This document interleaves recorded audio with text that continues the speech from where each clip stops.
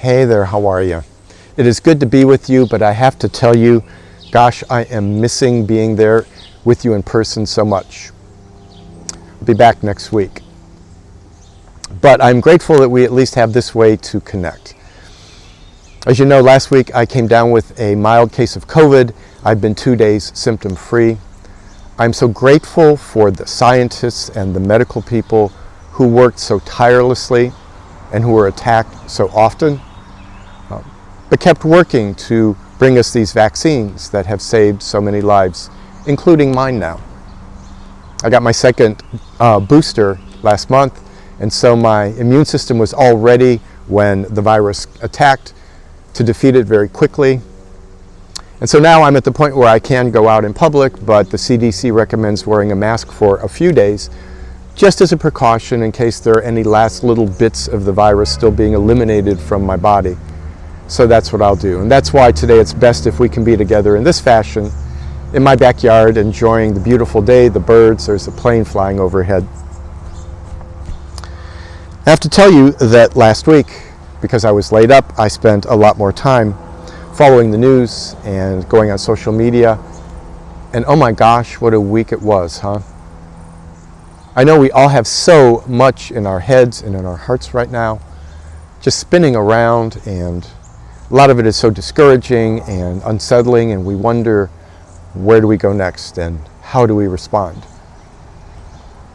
Well, the only thing I know is that what we have to do is reground ourselves in the truth of who we are.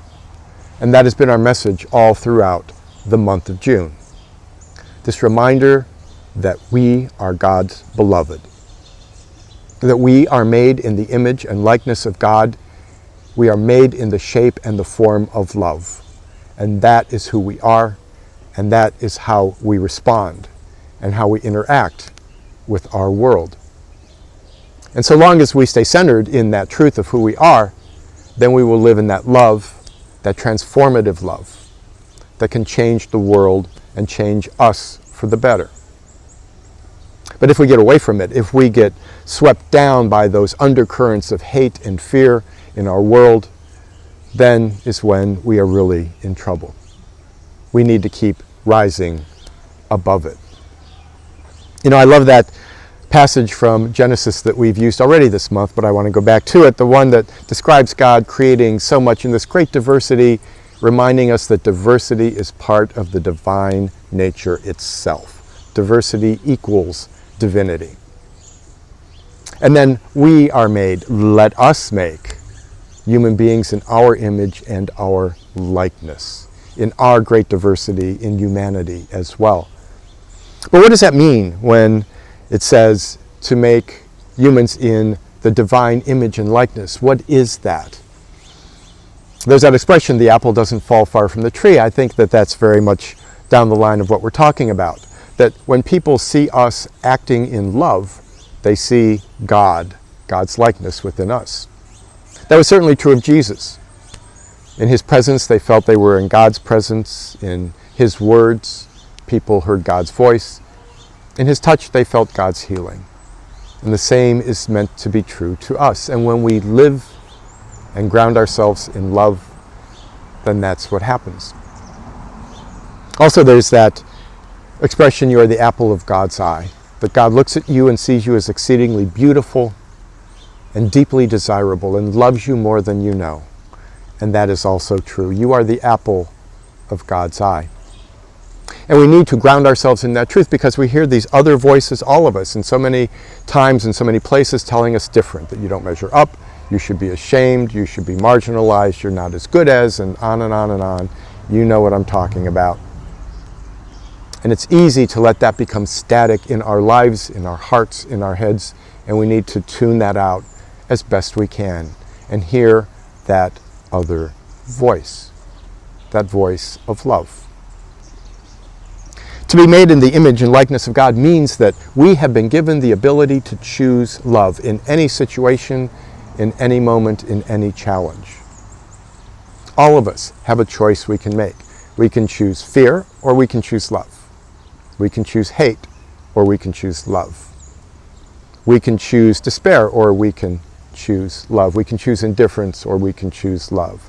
We can be blind to injustice, or we can choose love. On and on and on. And love is always a choice. That's why we have free will, so that we can choose. Love is something that must be chosen. If we do something because we're compelled to do it, then it's obedience. Love means simply, I could choose something else, but no, I choose to love you. I choose to love myself. I choose to love other people. I choose to love God's creation. And it's important to remember that only to the degree that we truly love ourselves and see what's lovable about ourselves, that we can love other people as well. And that's what this month has been a reminder of. We are lovable not because of how smart we are, how much we accomplish, what we look like, on any of that stuff. We are lovable because we are made in the image of God. Who we are reflects the nature of our Creator, who loves us deeply and passionately. And we must have that same deep and passionate love for all of God's creation and all of God's children. Choose love again and again and again, and that is our way forward, my friends. And so we're invited this morning again to choose love, to be love, to love as deeply and extravagantly as we can, and to know that each time we choose love, we are acting in the spirit and the image of love. That we go and build community where everyone is treated as God's beloved, and we can live apples to apples. Look forward to being with you again next week, my friends. I turn the service back over to those who have wonderfully stepped in to lead. Peace, grace, and love. And remember, you are God's beloved. Always have been, always will be. Take care.